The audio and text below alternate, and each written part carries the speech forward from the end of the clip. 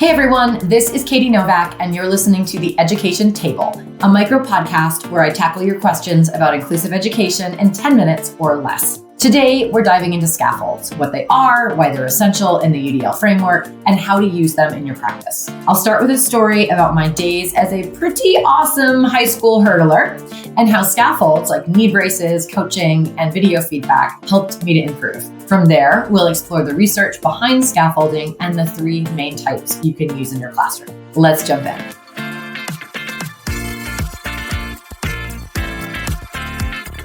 Back in high school, I was a competitive hurdler. I loved the challenge, but I wasn't naturally great at it. I needed a lot of support to get better. First of all, I had to wear a knee brace because my knees were not built for hurdling. I had juvenile arthritis, which made it a little bit tricky, but I nailed it. Second, I had an incredible coach. I love you, Coach Steele, who believed in me and gave me specific, actionable feedback about how to position my body to clear the hurdles faster. And third, we used a lot of video analysis to watch ourselves hurdling over and over so we could see what we were doing well and what we needed to fix. Here's the thing. Many people talk about scaffold as being temporary, but not all scaffolds are meant to disappear entirely. While I eventually stopped needing a knee brace, I still rely on video analysis when I want to tighten my technique, whether it's for skiing or watching myself to present. And while my coach isn't there to hover anymore, I know when and how to seek out feedback to improve. The same goes for students. Scaffolds are not about creating dependency. They're about providing the right support to build confidence and skills. And then over time, students learn to independently access and create their own scaffolds if they need them. They still may choose to use some of the tools and strategies long after they can do the work independently. Scaffolds give students access to learning so they can take ownership of their progress. So let's talk about the research behind this and why scaffolds are so critical in a universally designed class. Scaffolding is a concept based on Lev Vygotsky's zone of proximal development, which refers to the support provided to learners to help them accomplish tasks that they wouldn't be able to do independently. Now, research consistently shows that scaffolds play a really critical role in helping students develop independence over time. In the UDL framework, scaffolds are essential because they ensure that all students have access to really rigorous learning opportunities. Without scaffolds, some students will face barriers, whether linguistic, conceptual, or sociocultural, and then are left out of the learning process. So what are the different types of scaffolds and how do we use them effectively? Let's break it down. First, we have our linguistic scaffolds, and these support students who may struggle with language barriers or may need help processing verbal or written information. These include sentence starters, explicit vocabulary instruction, word banks, and multimodal instruction like verbal instruction with visual support. It can also be tools like Google Read and Write or text-to-speech to support understanding of expressive language. The next type are the conceptual scaffolds, and these help students to understand complex ideas by breaking them down into measurable parts and giving examples. So this can include teacher modeling, like explicit instruction, graphic organizers, rubrics, and exemplars. Lastly, we have our sociocultural scaffolds, and these build on the power of collaboration and community to support learning. Examples of sociocultural scaffolds include small group instruction, peer review, cooperative learning, or discussion protocols.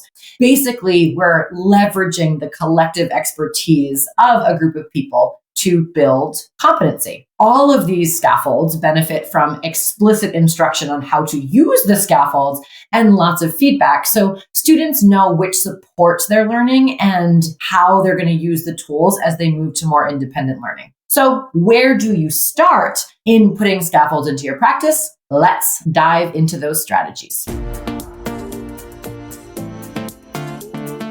Now that you know the different types of scaffolds, there are 3 tips for using them effectively in your classroom. First, start small and targeted. Scaffolds do not need to be overwhelming. You might want to start with 1 or 2 scaffolds that address your students' most immediate needs. it is not enough just to make them available. We have to model how to use them so students truly recognize their value. So it's not just about handing out a graphic organizer. It's about explicitly teaching how to use a graphic organizer. It's about giving lots of examples of graphic organizers, really giving feedback on students as they create their graphic organizers. That is where the real value is. The next step is to incorporate student voice and choice. How do we know what scaffold students are going to need? We can ask them. We can use learning profiles to ask students to share which tools help them learn. Now, you may have students try a couple of different tools first because they're not going to know what works for them and what doesn't if they don't have an opportunity to explore. But ultimately, once students have an opportunity to try different tools, you can facilitate a class discussion or ask them which supports are helpful. For example, imagine if you're teaching a narrative writing unit as an English teacher. You might ask students what's really helpful when you're writing, and maybe students ask for an exemplar and a graphic organizer. Now, ultimately, again, you would need someone to introduce these before students would know that that is helpful. So if you're early elementary, you're going to be introducing these, and as students get older, you want to elevate their voices. Now, whenever possible, ask students to think about the scaffolds that they find most helpful. So you could ask your students, what tools or supports would help you to complete this task at a really high level?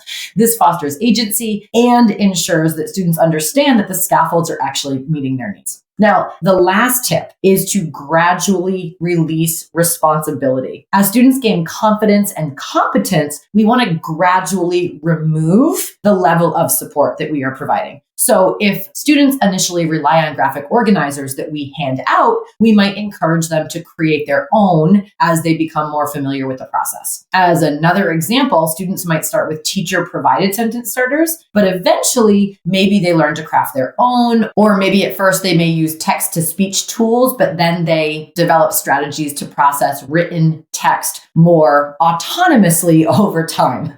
Because ultimately, some of these are going to be things that students fade out of. By fostering this independence, we're really empowering students to take ownership of their learning and rely less on direct teacher-provided scaffolds. Now, some students may push back on being student-led, and it's important to acknowledge this discomfort and emphasize that this shift is part of growing as a learner. It's a part of lifelong skills such as problem solving and self-regulation. And we need to reassure students that the supports are there to guide them, but ultimately over time, the expectation is that as their confidence grows, they're going to have more opportunities to make decisions for themselves, because those are the skills that will allow them to be really successful in life. They have to be able to understand what they need, find those resources, and essentially they need to solve the problems that prevent them from learning at really high levels. And we can do that if we provide them with enough opportunities to figure out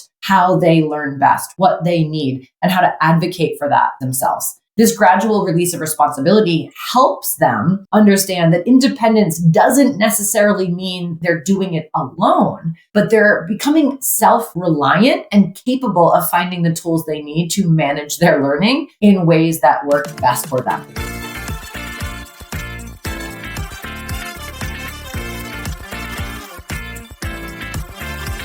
So there it is. Now you know the different types of scaffolds, why they are important, and you have some strategies to begin to optimize voice and choice as you support students to access the scaffolds and then ultimately internalize them to support their success. By incorporating scaffolds into teaching, we can ensure that every student has access to rigorous, meaningful learning experiences, as well as the tools to support them through the experience. Thank you so much for tuning into the Education Table. Do not forget to check out the show notes for additional resources on scaffolding in the UDL framework. And if you haven't already, tune into episode 23 to learn how to scaffold learner agency. As always, onward.